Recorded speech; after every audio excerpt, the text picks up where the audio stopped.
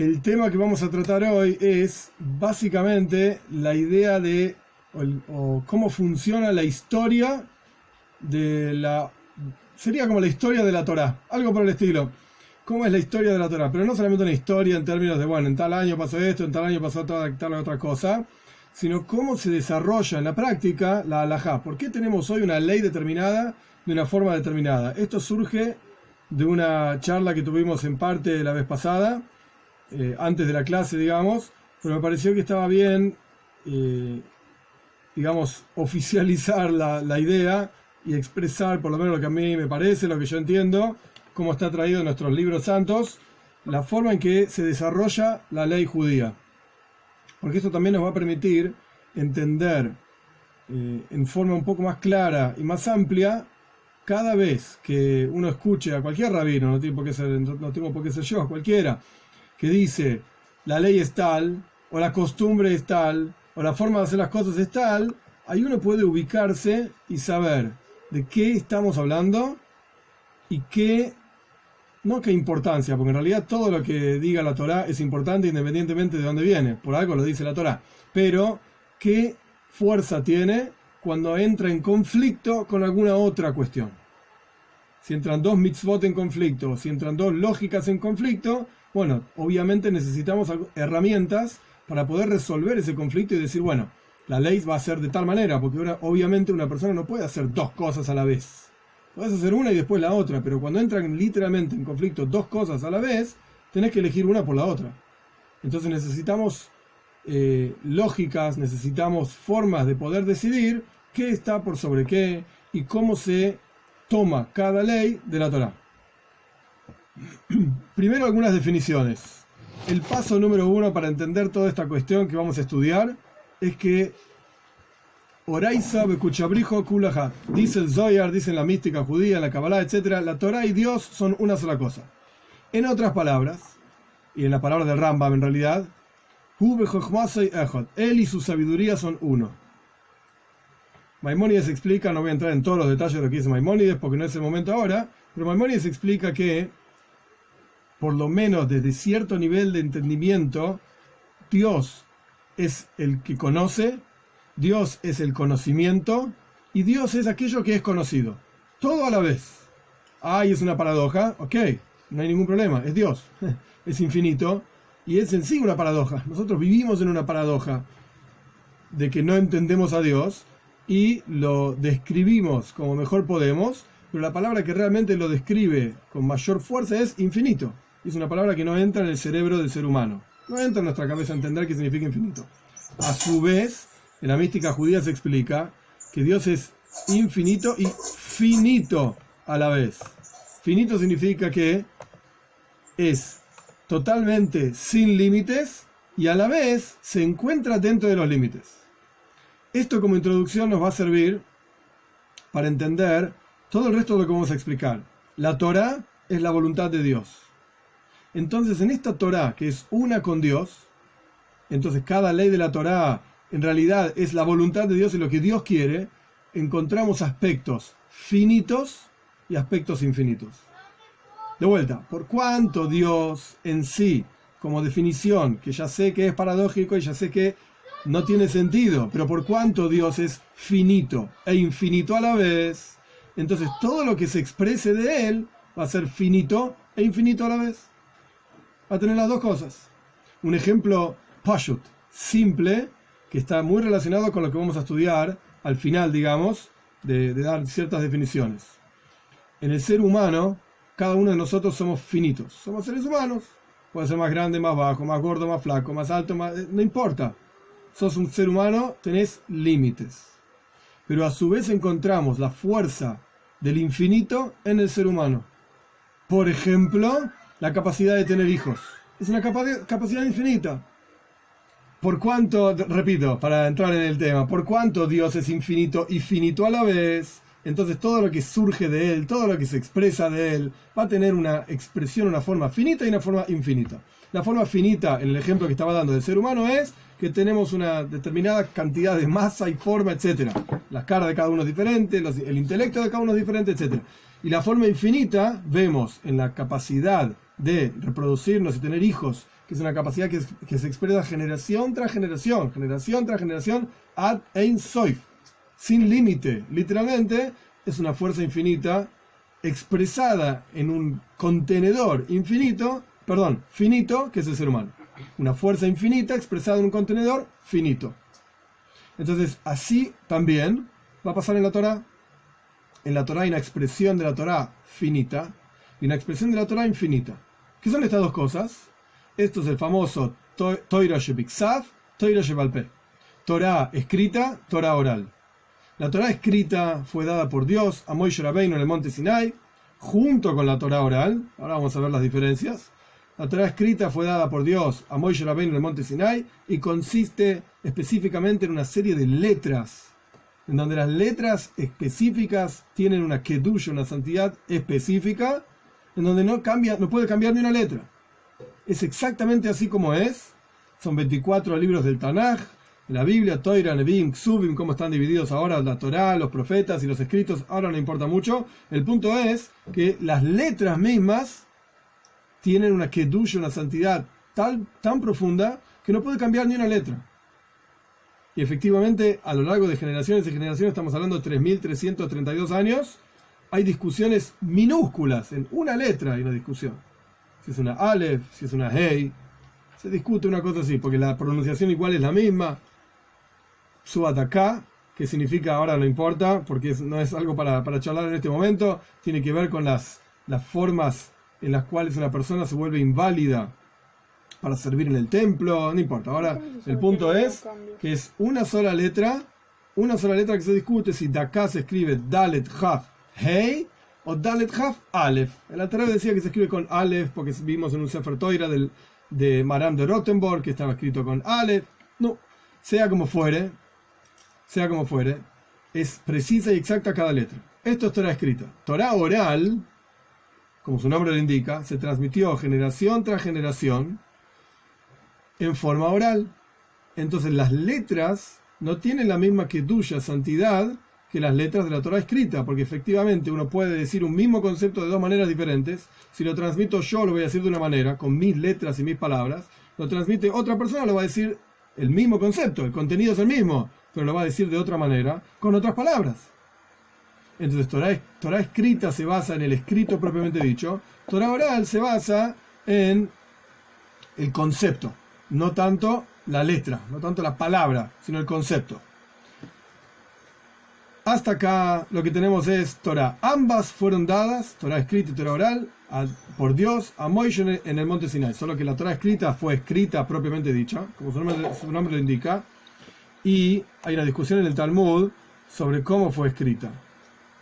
Si fue escrita toda junta en el momento en que Moishe estaba a punto de fallecer, escribió un Sefer Toira entero, con todas las historias que ocurrieron a lo largo del viaje por el desierto, etc. O si fue escrito paso a paso, a medida que iban pasando las historias en el monte, en el desierto, los viajes del pueblo judío, etc. Dios le dijo a Moshe que vaya escribiendo esto y escribiendo aquello. En el momento de la entrega de la Torá, según esta segunda opinión, Moishe escribe desde Breishis hasta ese momento, Parshas Yisro, la entrega de la Torá, y de ahí en adelante va escribiendo de a poco. Son dos opiniones en el Talmud. El punto es que, de vuelta, Dios dictó palabra por palabra. Dicho todo esto, la Torá oral también fue transmitida por Dios, solamente que, a Moishe en el monte Sinai, etc., solamente que fue transmitida y enseñada por Moishe en forma oral. En la Torá escrita, volviendo a lo que yo dije antes en la introducción, al tener un marco específico, concreto, fijo, son letras, son palabras los que transmiten las ideas, etc. En la Torá oral no tiene un marco específico limitado y concreto. Entonces en la Torá escrita se expresa esta cuestión finita de Dios. Y en la Torá oral se expresa esta cuestión infinita de Dios. ¿En qué consiste Torá escrita y Torá oral? Como dije antes, la Torá escrita son 600, son letras, son 24 libros, 613 mitzvot, como ya expliqué en otro momento también. Toira tziva lanu Moishe, la Torá que nos mandó Moshe, la palabra Torá suma 611 al final de Makot, más 2 mitzvot que escuchamos de la boca de Moishe directamente, 613 mitzvot. Así dice el Talmud al final de Makot. Después tenemos 7 preceptos rabínicos, que el otro día nos volvimos locos viendo uno, viendo el otro, etc. Bekitsur, en resumen, los 7 preceptos rabínicos son Hallel, o sea, decir una serie de salmos al final del libro de Salmos en cada festividad. Esto es Hallel. Hanukkah, o sea, festejar la victoria del pueblo judío, la recuperación del templo frente a los griegos, etc. Purim, festejar la salvación milagrosa, etc. en el exilio, que el pueblo judío estaba en Persia, bajo el gobierno de Persia, y nos salvamos de la aniquilación total, etc. Estos Purim llamamos 3. Brajois, bendiciones, decir las bendiciones antes de cada comida, paréntesis. Hay una sola bendición que es bíblica, que es Birkas Hamazon, que es la bendición después de haber comido pan. Por cuanto está escrito en la Toira, veo jalta, besabato, verachta. Vas a comer, te vas a saciar y vas a bendecir. O sea, la Toira misma está diciendo que tienes que bendecir a Dios, llámese, en términos simples, agradecer a Dios por el pan que tenés, por la comida que comiste. Entonces teníamos 4, Brajois era la 4. Después tenemos Netilas Yadayim. Netilas Yadayim significa lavarse las manos antes de comer pan, específicamente. Esto es en recuerdo a que los Koyanim, los sacerdotes, se lavaban las manos antes de comenzar su trabajo diario en el templo. Esto es Netilas Yadayim, lavado de las manos. 5 tenemos Adlakas Ner Shabbos, prender las velas de Shabbos.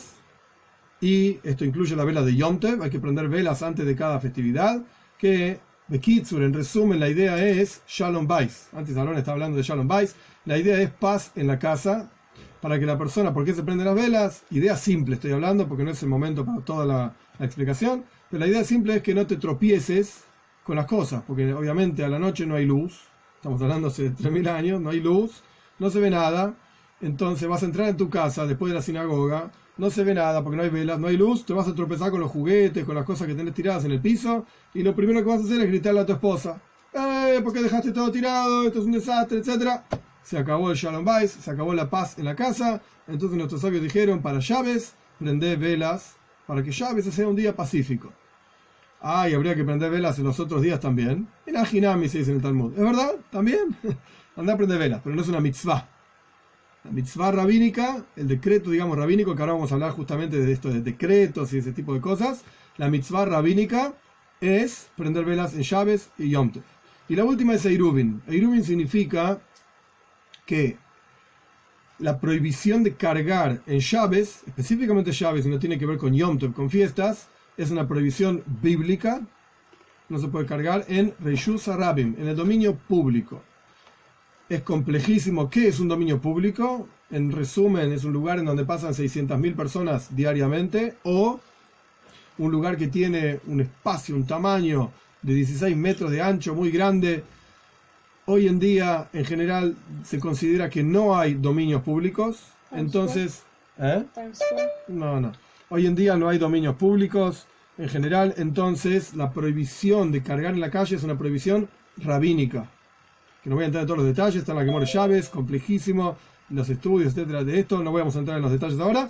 El punto es que Eiruvin permite a la gente cargar en la calle en donde nuestros sabios prohibieron. Y la idea es, como ya explicamos alguna otra vez, nuestros sabios prohibieron cargar en la calle, nuestros sabios permitieron cargar dadas ciertas condiciones. ¿Cuáles son las condiciones? Que hagas esto y aquello, Eiruvin. No es ahora el momento para estudiar, es uno de los tratados talmúdicos más complejos, para entender de qué se trata y cuál es la lógica, etc. Y para entender, por ejemplo, de dónde sale Shloime Amelech, el rey Salomón. Estamos hablando hace muchos años. El rey Salomón, con su juzgado, son los que establecieron la mitzvah de Eiruvin. Así cuenta el Talmud. Quiere decir que estamos hablando hace muchos años, no estamos hablando de una cosa moderna ni nada por el estilo. El punto es que estas son las 7 preceptos rabínicos. Ahora, teníamos 613 preceptos de la Toira, 7 preceptos rabínicos. Dentro de la idea de lo que nuestros sabios, entre comillas, agregan a la Toira, ¿por qué digo nuestros sabios agregan? Porque en la práctica, en la Toira hay un versículo. No se puede agregar a las palabras de la Torá, ni se puede restar de las palabras de la Torá. Por ejemplo, yo no puedo decir que hay 612 mitzvot. Tefilín no es una mitzvah, se acabó, tefilín lo borramos del mapa, y el que lo quiere poner que lo ponga, el que no quiere que no lo ponga, pero no es un precepto divino, es un error, no se puede. Y tampoco se puede agregar mitzvot. Yo no puedo decir, por ejemplo, dentro del ejemplo de los tefilín, en lugar de poner 4 parashot, 4 pergaminos en las 4 casitas de la cabeza, hace 5 casitas en la cabeza con 5 pergaminos. Porque ponemos la para allá de, yo qué sé, Bereshit, cualquier cosa, la que más me gusta. No, esto es agregar a las mitzvot, está prohibido. Y entonces dijiste que eran 613 preceptos bíblicos y ahora nuestros sabios agregaron 7 preceptos más. ¿Cómo puede ser si dijiste recién que no se puede agregar? Y la respuesta es que los preceptos rabínicos no son preceptos bíblicos. Nuestros sabios no están diciendo la Torá manda a hacer, por ejemplo, Hanukkah, a festejar Purim. No está escrito en la Torá. No está escrito en la Torá. Existe el concepto de dónde está Mordejai en la Torá, dónde está Esther en la Torá, porque en la práctica el Zayar dice, nuestros sabios explican que Akadosh Baruj Hu Istakel Baraiso Bara Alma, Dios observa la Torá y crea el mundo. Todo está en la Torá, perfecto. Pero en forma de precepto, no. Purim y Hanukkah no están. Entonces, ¿cómo vienen nuestros sabios y agregan a la Torá? No es que están agregando. Están diciendo, es un precepto rabínico que hagas tal o cual cosa, que festeje Hanukkah, que festeje Purim, etc. No es un precepto bíblico, entonces no se considera agregar a la Torá. Dicho todo esto, si alguien prestó atención, cuando se prenden las velas de Hanukkah, por ejemplo, se dice una brajá, una bendición, y la bendición es Asher kideshanu b'mitzvoisav, que Dios nos santificó con sus preceptos, y nos mandó leadlik ner Hanukkah, a prender la vela de Hanukkah. ¿Sí? ¿Dios te mandó a prender la vela de Hanukkah? ¿A dónde? ¿Cuál es el versículo que dice que Dios te mandó a festejar Purim, a leer la Megilá en Purim? No existe. No hay ningún versículo. Entonces, ¿cómo decimos semejante bendición? Explica Maimónides también, el Rambam, que cuando la Toira dice no puedes apartarte de aquello que te digan tus sabios, ni a diestra ni a siniestra, ni a derecha ni a izquierda, lo que la Toira está diciendo es que la Toira te mandó a escuchar a tus sabios. Ahora, cuando tus sabios dicen prende velas de Hanukkah, se transforma en una mitzvah prender velas de Hanukkah. Pero no por la vela de Hanukkah, porque es una mitzvah escuchar a tus sabios. ¿Tus sabios dijeron que prendas velas? Entonces podés decir que Dios te santificó con sus preceptos y te indicó, corchetes, escuchar a tus sabios que te dijeron prender la vela de Hanukkah. Sobre eso recae la bendición. De escuchar, de cumplir la mitzvah, de hacer lo que tus sabios te indican. Dicho todo esto, aquello que nuestros sabios nos dicen se divide básicamente en 3 cosas. Todo esto que estoy diciendo acá no es una novedad mía, esto lo escribe Maimónides en la introducción a su Sefer Mishneh Torah, ampliamente y claramente. Hay básicamente 3 componentes, digamos, 3 ideas que nuestros sabios traen. La primera se llama Gzeira. Gzeira en hebreo quiere decir un decreto. Pero un decreto en términos de no hagas esto, no hagas aquello, no hagas lo otro. La Toira misma dice, en Parshas Ahar y Mois, creo, Asu mishmeres le mishmarti. Hagan un cerco para aquello que yo les digo que cuiden. Hagan un cerco. ¿Qué quiere decir esto? Significa que si la Toira te permite hacer algo, vos tenés que ir un paso más allá, de manera tal que te garantices, por ejemplo, de nunca transgredir lo que dice la Torá. La Torá te permite decir el Shema hasta el amanecer. Entonces nuestros sabios dicen, decir el Shema hasta la medianoche. No vaya a ser que te vayas a dormir y te termines olvidando. Otro ejemplo. La Torá prohíbe comer basar bejalav, carne con leche. Es una prohibición de la Torá. Entonces nuestros sabios dijeron, ¿sabes qué? No comas no solamente carne, por ejemplo, de vaca con leche, sino que tampoco carne de pollo con leche.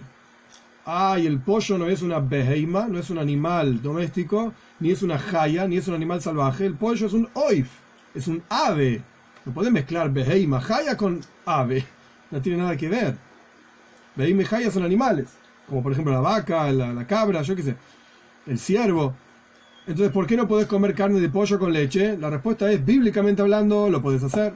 Pero nuestros sabios prohibieron como gzeira, como decreto, para que no vaya a ser que te confundas y termines comiendo carne que está prohibido comer con leche, entonces carne de pollo tampoco se puede comer con leche.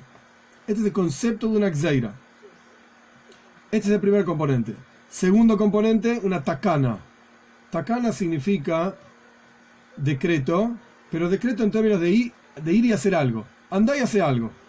Nuestros sabios vieron la necesidad de fortalecer el judaísmo por alguna razón, en alguna situación.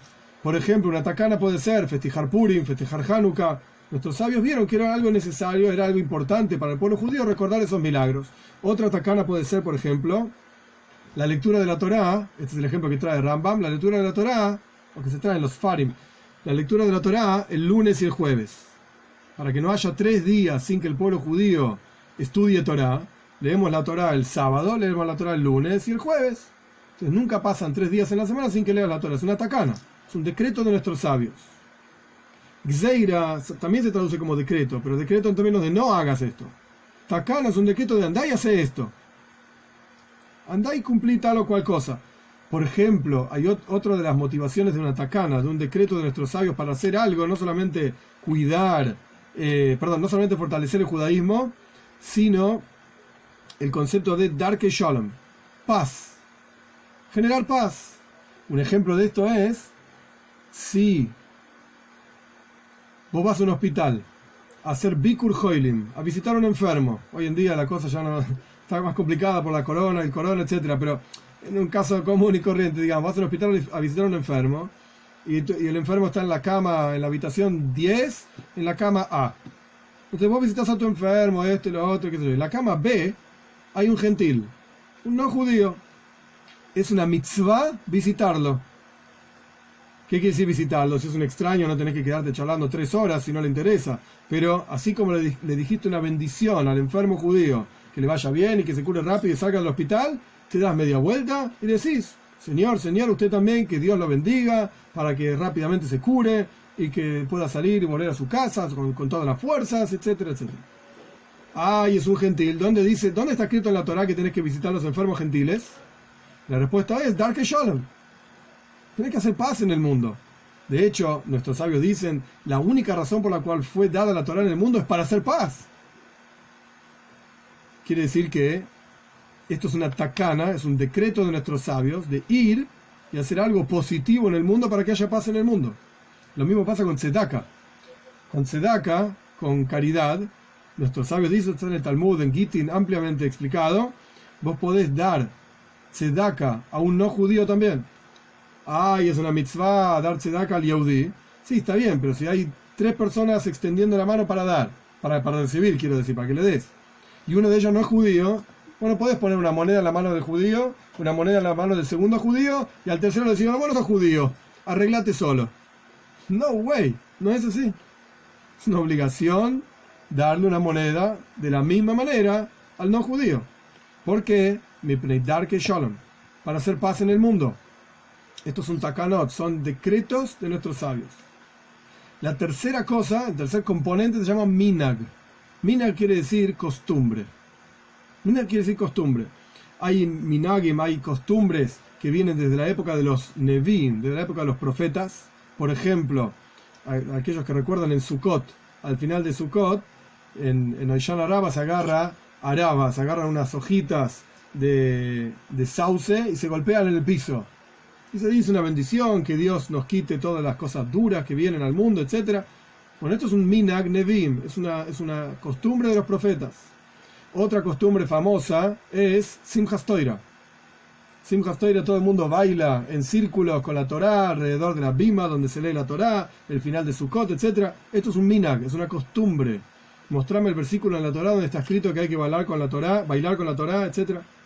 No lo vas a encontrar. Es un minag, es una costumbre. Otro minag, otra costumbre, no hacer trabajos Erev Pesach. El día anterior a Pesach, la costumbre es no hacer ningún tipo de trabajo. ¿Por qué? Porque Pesach, todo el mundo sabe, es una fiesta tan complicada, que tiene tantas leyes, etc. Dedícate a Pesach. Si vas a estar haciendo trabajos innecesarios para Pesach el día anterior a Pesach, no vas a poder dedicarte a Pesach como corresponde. Estos son minagim, costumbres. ¿Qué diferencia hay entre una gzeira, una takana y un minag? Fundamental. Gzeira, ya dijimos, es no hagas algo. Takana es andá y hace algo. Minag es, mira, la costumbre de la gente es hacer esto. No porque se me ocurrió a mí, que no soy nadie, sino porque se le ocurrió a la comunidad dirigida por un rabino, sabio, etc., hacer tal o cual cosa, y están incluso en el Talmud mismo los minagim, las costumbres. Bien, pero no deja de ser una costumbre. ¿Qué significa eso? que a lo largo de las generaciones se fueron generando en diferentes comunidades diferentes costumbres, y no necesariamente la costumbre de una comunidad es igual a la costumbre de otra comunidad. Y está bien que sean diferentes, no hay problema. Una costumbre, una gzeira, un decreto, una takana, no sé cómo se diría, una takana en positivo, un decreto positivo, andá y hace algo, y un minag que aparecen en el Talmud, eso lo hace todo el mundo. Porque una vez que fue escrito en el Talmud, yo lo expliqué esta parte de los textos que hay, en un minutito lo voy a explicar, una vez que está escrito en el Talmud y fue aceptado por todo el pueblo judío, todo el mundo lo hace.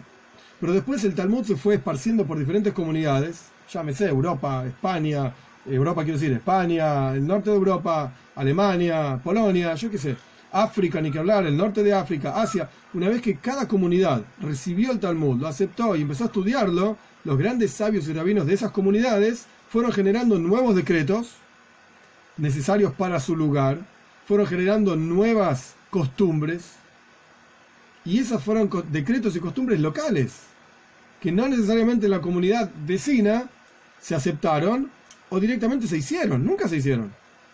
Y ahí surge la idea de, esto ya lo hablamos alguna vez también, Sfardim, Ashkenazim, por qué los españoles hacen una cosa, los africanos hacen otra, los noreuropeos hacen otra, porque dependía del local en donde estaban. Un clásico ejemplo, entre paréntesis, y quiero que vayamos a los textos en sí que tenemos, un clásico ejemplo de esto es la ley de Shchita. Shchita significa degollar un animal en forma ritual para comerlo. Hay montones de leyes y son re complicadas, pero una de esas leyes es que se debe revisar el interior del animal. De hecho, el shoichet, el que degüella, o a veces hay otro que se llama boidek, que es el que revisa y su trabajo es solamente revisar. Tras matar al animal, le hacen un tajo por acá, en el pecho, y el shoichet o boidek mete la mano adentro. Literalmente, el animal entero mete la mano y toca. Obviamente no es que toca cualquier cosa, toca los pulmones, toca lugares específicos que él sabe que deben ser revisados. ¿Qué mira? No mira nada en realidad. No se saca. No, después se saca el pulmón y se sopla para ver si está agujereado o no. Si el pulmón chifla, literalmente así, hace como si fuese un silbato.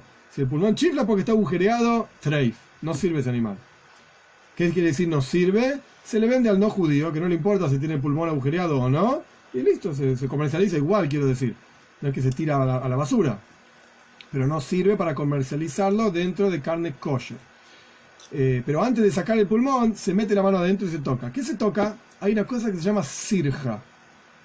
Sirja es una especie de membrana, una especie de líquido que sale del pulmón y se pega en la carcasa misma, en el pecho, digamos, del animal. Sirjois, así se llaman. A veces puede ocurrir que un animal tragó una espina, esa espina se fue al pulmón y esa espina terminó agujereando el pulmón. Pero el animal sigue dando vueltas, sigue vivo. ¿Por qué? Porque una especie de, en hebreo se dice leija, como si fuese un líquido espeso, cierra esa herida en el pulmón y ese líquido termina generando como una especie de hilito de líquido espeso, como el slime que usan los jóvenes, los chicos hoy en día, esas cosas tan... y lo pega a la pared del animal, al pecho del animal. Esto se llama una sirja. Bien. En el Shulchan Aruch, en el Código de Ley Judía, hay una discusión entre el Mejaber, se dice, y Yosef Karo, que en un ratito vamos a ver quién era. Un minutito, me estoy adelantando, pero para explicar bien. Entre Yosef Karo y el Ramó, Moishe Serles, que es el rabino ashkenazí. Yosef Karo es el rabino principal sefaradí. Moishe Serles, el Ramó, es el rabino principal ashkenazí. Hay una discusión sobre sirjois. Si una vaca es kosher, o para el caso una cabra, lo mismo. Si un animal es kosher, si la carne de ese animal es kosher, si fue degollado como corresponde, pero tiene sirjois. O sea, hay una unión entre el pulmón y la carcasa del animal. Para Yosef Karo, si el animal tiene alguna sirja, olvídate, no es kosher la carne, no sirve. Esto es lo que se llama, lo habrán visto seguro, carne halak. Halak, literalmente en hebreo quiere decir suave. Y en yiddish se dice glat kosher. ¿Qué significa glat kosher? Glat es suave. ¿Qué quiere decir suave? Que el pulmón es suave, que no tiene ninguna sirja, no tiene ninguna unión entre el pulmón y la carcasa del animal. Esto es lo que dice Yosef Karo, perfecto. Viene el Ramó, Moisés se dice, no. Si tiene sirjois, si tiene uniones entre el pulmón y la carcasa, tenés que sacar el pulmón y ver si hay algún agujero. O sea, soplalo, y si chifla, ok, listo, no sirve. Pero si no chifla el pulmón, es kosher. Sirve. Entonces uno puede preguntarse, ¿sirve o no sirve? ¿Cómo es esto? Uno dice que sí, el otro dice que no. Lo que es carne kosher para Ramó, Moisés Serles, no es carne kosher para Yosef Karo, para el Mejaber. Entonces, ¿es kosher o no es kosher? ¿Y cuál es la lógica detrás de esta diferencia? ¿Por qué para uno es kosher y para el otro no? La respuesta es la siguiente. Donde vivía Yosef Karo, Eretz Israel, hacía calor. Y los animales ahí en general no tenían sirjois. Las vacas eran más sanas que en la Polonia donde vivía el Ramó, donde hace frío. Y las vacas desarrollan naturalmente sirjois. Entonces, si el Ramó, si Moisés Serles iba a ir según la ley que decía Yosef Karo, no había carne para comer. No hay vaca que sea kosher, ksheira. Porque todas las vacas pasan frío. Obviamente en el invierno en Polonia hace mucho frío. Y generan esos sirjois, las vacas tienen esas cosas. Te guste o no te guste. Entonces, si no se puede comer esa carne, fuiste, no hay carne.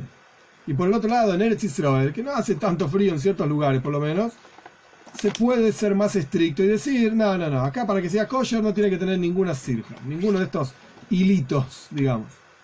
Entonces ahí vemos una diferencia en la halajá, en la ley, basada simplemente en el lugar en donde estaban. Porque la realidad del lugar en donde estaban, entre comillas, los forzaba a que la halajá, la ley, sea de una determinada manera. Obviamente que lo que no es kosher, el lugar te fuerce o no te fuerce. Si no hay carne kosher no puedes comer y punto, carne digo. No importa si estás acá o allá, etc. Estoy mencionando un detalle en el cual se pueden ver diferencias simplemente por dónde está uno parado. Y esto volviendo a los minagim, a las costumbres. Las costumbres van a ir variando de acuerdo a la comunidad en donde la persona se encuentra, porque tal rabino hizo tal costumbre y tal otro rabino no la hizo, y punto. Entonces son diferentes costumbres en diferentes lugares, de diferentes formas, etc. Dicho todo esto, tras haber explicado todo esto, podemos entender de vuelta las diferentes costumbres que hay, y como decía antes, una vez que fue escrito el Talmud, que todavía no expliqué cuándo fue escrito, todo el mundo aceptó los decretos que aparecen en el Talmud, tanto Gzeira, de no hacer, como Takana, ir y hacer, como Minag, costumbres. Pero después esto se fue esparciendo por diferentes lugares, y cada lugar tiene sus costumbres.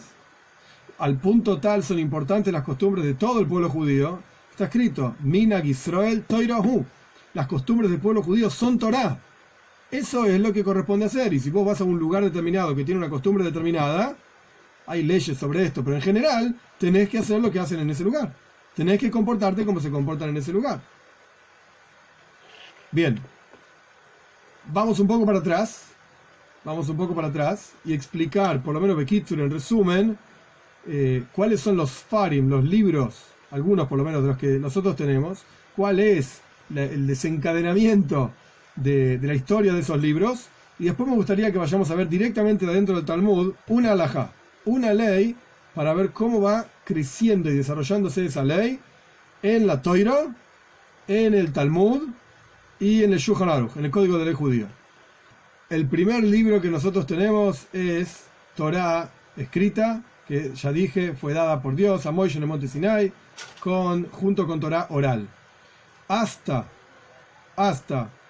el año, aproximadamente, hasta el año 190, algo así, de la era común, 189, 180, 190 de la era común, peso más, peso menos. O sea, desde hace 3.332 años, desde ese momento que fue entregada la Torah, hasta, más o menos, 1900 años atrás, la Torah oral fue pura y exclusivamente oral. ¿Qué significa? Que se transmitía de maestro a alumno, y así sucesivamente se iba enseñando. ¿Cómo se estudiaba? Los alumnos se sentaban, tenían un pergamino de Torah escrita, se sentaban, estudiaban el pergamino y el maestro explicaba cuál es el significado explicado en la Torá oral de ese versículo determinado que se estudió en la Torá escrita. Porque en la práctica Torá escrita y Torá oral son como si fuese una caja fuerte con dos combinaciones. Si no tenés las dos, no vas a llegar a ningún lado. No te sirve tener una.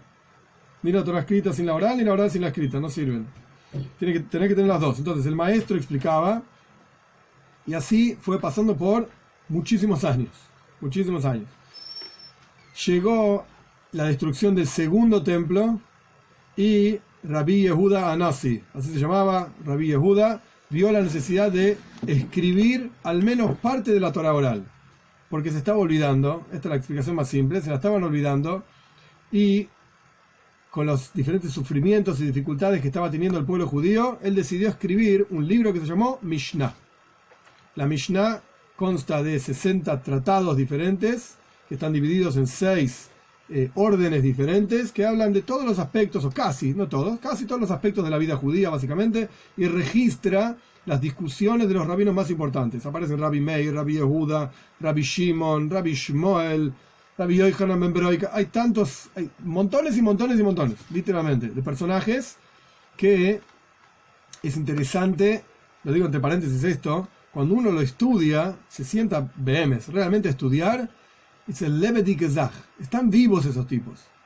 Esos grandes genios están vivos ahí, y uno dice esto, y el otro dice lo otro, y uno discute con el otro, y se plantea, no estás leyendo un libro, digamos, de gente muerta, hace no sé cuántos años dijeron esto, obviamente fallecieron, no quiero, nadie malinterprete, pero la forma en que uno discute, piensa, entiende lo que uno dice, lo que el otro dice, es como si estuviesen vivos ahí hablando entre ellos, y uno escucha la discusión de ellos, literalmente. En un minutito lo vamos a ver en el Talmud mismo. Esto se llamó la Mishnah. La Mishnah es una compilación de notas que Rabbi Yehuda tomó de otros rabinos de su época y anteriores a él. Cosas que hasta el momento estaban en forma oral, o incluso parte de ellas escrita. Pero es como si yo tomase notas de una clase que yo estoy recibiendo de otro rabino. Son para mí las notas, digamos. Yo me anoto mis cosas, lo que yo entendí, etc. Rabbi Yehuda tomó esas notas de montones de colegas, etc., y de anteriores a él, y las compiló en la Mishnah. A partir de ahí se armaron pergaminos y pergaminos, porque todavía no existía la imprenta, de Mishnah, y la gente estudiaba la Torá escrita y la Mishnah. Y la Mishnah fue escrita de manera tal que es pocas palabras con muchos asuntos, así dice Rambam. Pocas palabras con muchos asuntos. Y la profundidad de la Mishnah es tal que incluye montones y montones de ideas que si solamente lees superficialmente la Mishnah te las perdiste. Pero si empezás a profundizar, podés encontrar todos los casos que se discuten posteriormente en el Talmud, que todos los casos se pueden aprender de la Mishnah. Así aparecen en varios lugares. Esto es la Mishnah. Aproximadamente 200 años después, más o menos, Rabbi Yochanan en Eretz Israel escribe el Talmud Yerushalmi. Talmud Yerushalmi, como su nombre indica, no porque fue escrito en Jerusalén, sino que porque era de Eretz Israel, es la explicación ampliada de la Mishnah. Ya no alcanzaba solamente con la Mishnah, obviamente Torah escrita sola no solamente la Mishnah como cuerpo central de la Torah oral, sino que fue necesario algo más. Algunas discusiones adicionales, casos nuevos que aparecieron, cómo se resuelven esos casos a partir de la Mishnah, etc. Y nueva información que fue escrita, digamos, de la Torah oral, que quedó afuera de la Torá oral escrita por Rabbi Yehuda Anasi en la Mishnah. Nueva información fue transcripta. Unos 200 años después, más o menos, Talmud Bavli. En Babilonia, el grueso del pueblo judío y del estudio del pueblo judío estaba en Eretz Israel y Babilonia, pero principalmente Babilonia. Escribieron Talmud Bavli. Dos personajes, Ravina y Rav Ashi, que se termina de escribir en la época del hijo de Rav Ashi, Marbar Rav Ashi, aparece muchas veces en el Talmud también. Ellos escriben lo que se llama Gemara. Gemara es la explicación de la Mishnah y la transcripción de las discusiones, de algunas por lo menos, discusiones en las diferentes casas de estudio sobre cómo se entiende una Mishnah. El porqué de cada Mishnah, etc., como vamos a ver en un ratito. Esto se llama Gemara. Entre los dos, Mishnah más Gemara, se llama Talmud. Una vez que se escribió el Talmud, se aceptó, digamos, casi automáticamente en todas las comunidades judías, de todos lados, y todo lugar donde se iba un judío se llevaba un pergamino con el Talmud. llámese España, llámese el norte de África. Todo lugar donde se iban se llevaban un Talmud, y los sabios de ese lugar estudiaban e interpretaban y explicaban de qué habla, cómo funciona, etcétera, el Talmud. Posterior a esto aparece una época cortita, de unos 50, 60 años, se llamaba Rabbanan Savoirai, que fueron una serie de sabios que incluso agregaron algunas cosas al Talmud y explicaron algunas cosas. Incluso algunos de sus textos están en el Talmud propiamente dicho. Los introdujeron al Talmud. Posteriormente, una época que duró aproximadamente 300 años, de Geoinim. Geoinim eran los genios, esa es la traducción de la palabra Geoinim, que estos personajes vivían en Babel, en Babilonia, donde estaba el grueso del pueblo judío y el centro de Torá del pueblo judío, hasta el año más o menos 800, 900 de la era común, donde se cierran estas yeshivot. Estos Geoinim, hasta el día de hoy hay muchos de los escritos de ellos, Rav Sadia Goen, Rav Hai Goen, Rav Amram Goen, montones, Rabbeinu Hanan, él también es considerado un Goen. Diferentes de estos genios escribieron libros explicando el Talmud, y los libros de ellos se fueron esparciendo por diferentes lugares. Por ejemplo, el Sidur que todos tenemos, el libro de rezos que todos usamos, se lo debemos, le debemos agradecer a Rav Amram Goen. ¿Por qué? No me acuerdo ahora el año que vivió, ¿sí? Pero estamos hablando, debe ser año 700, algo así de la era común, más o menos. Le escribieron, ahora no recuerdo si era de España o del norte de África, le escribieron a Rav Amram Goen una carta pidiendo que les diga cómo se reza. ¿Cuál es el orden de rezo? Porque no lo tenían claro. Y Rav Amram Goen escribió toda una carta que está hasta el día de hoy, esa carta se mantiene, digamos, escribió toda una carta explicando el rezo. Y todos los sidurim del mundo, a pesar de que son todos diferentes, unos tienen esto, los otros tienen aquello, etc., todos están basados en las ideas de Rav Amram Goen, de las cartas esta que él escribió. Bien, este es un periodo que se llama Geoinim. Terminado el periodo de Geoinim, ¿cuándo termina? Cuando se destruyen todas las yeshivot en Babilonia, se cierran, porque Babilonia pierde su poder también, etc. Bueno, año 900 de la era común, el mundo judío se divide básicamente en dos partes, en lo que es España y lo que es el norte de Europa. En España aparecen personajes como Maimónides, como Nachmanides, Rambam, Ramban, Rashba, Rav Shlomo ben Aderes, Tosfos, Rashi, grandes genios que, Rashi era no es de España, de norte de Europa, quise decir, aparecen estos personajes. En España sí estaba Ramban, Rashba, Rambam. En el norte de Europa, Francia, Alemania, etcétera, tenés personajes como Rashi, ahora sí, como los nietos de Rashi, el Rosh. Rosh se llamaba Osher, Rabbeinu Osher ben Yehiel, este es el Rosh. Diferentes personajes que fueron escribiendo grandes libros explicando el Talmud y sacando conclusiones del Talmud, y estos personajes les hacían preguntas y ellos respondían en cartas, y estas son las responsas de estos personajes que lidian con casos que no están en el Talmud. Esta es una época que se llama Rishonim, los primeros grandes comentaristas, hasta más o menos año 1550, en donde un personaje fundamental en la historia del pueblo judío, Yosef Karo, en Sfas, en el norte de la tierra de Israel, escribe varios libros. La gente lo conoce por un solo libro, pero Behemes en realidad no escribió uno solo, escribió varios. Y lo primero que él escribe es un comentario al Rambam, se llama Kesef Mishnah. Al libro de Maimónides él escribe todo un comentario. Después escribe un comentario a otro libro famoso que se llama Tur. Tur quiere decir columna, que lo escribió el hijo del Rosh. Ya sé que lo estoy mareando con todos los nombres y todos los lugares, pero bueno, paciencia, ¿qué va a hacer? Lo que se entiende bien, lo que queda bien y lo que no queda no pasa nada, no es el fin del mundo, ya lo van a aprender. Yosef Karo escribe un comentario que se llama Beis Yosef, la casa de Yosef al Tur. Entonces, después, ¿qué hace? Combina su comentario Kesef Mishnah al Rambam y su comentario Beis Yosef al Tur y genera un tercer libro que se llama Shulchan Aruch, Código de Ley Judía. Literalmente Shulchan Aruch quiere decir mesa servida. ¿Qué es el Shulchan Aruch? Shulchan Aruch es el resumen de todas las leyes que aparecen en el Tur y en el comentario del Beis Yosef al Tur. Esto es el Shulchan Aruch, Código de Ley Judía.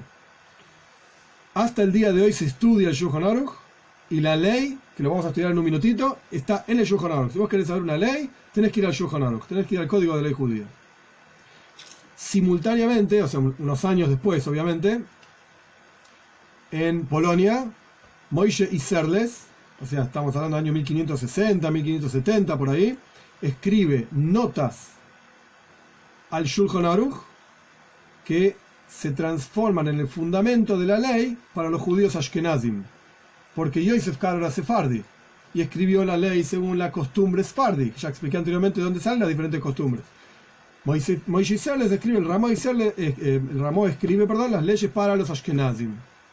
Y hasta el día de hoy, en el Shulchan Aruch, vos ves, está el texto en un tipo de letra de Yosef Karo, otro texto, otro tipo de letra del Ramó, Moishe Isserles. A su vez, posteriormente, aparecen otros escritos, comentaristas del Shulchan Aruch, otros escritos que escriben nuevos libros, etc., se llaman Aharonim.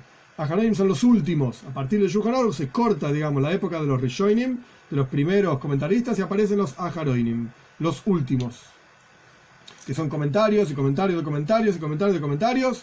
Y si vos ves una página sola del Shulchan Aruch, del Código de Ley Judía, vas a encontrar párrafos y párrafos y párrafos.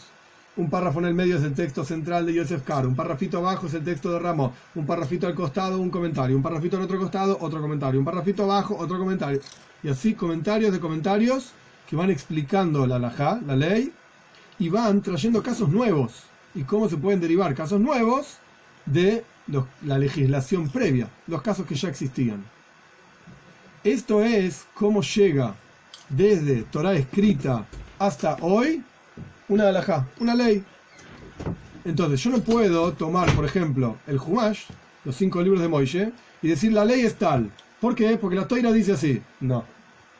Tampoco podés tomar solamente la Mishnah y decir la ley es así. Tampoco podés tomar solamente la Gemara y decir la ley es así. No. Tenés que ir al Shulchan Aruch. E incluso dentro del Shulchan Aruch, los comentaristas dentro del Shulchan Aruch, para determinar que la ley es de tal o cual manera.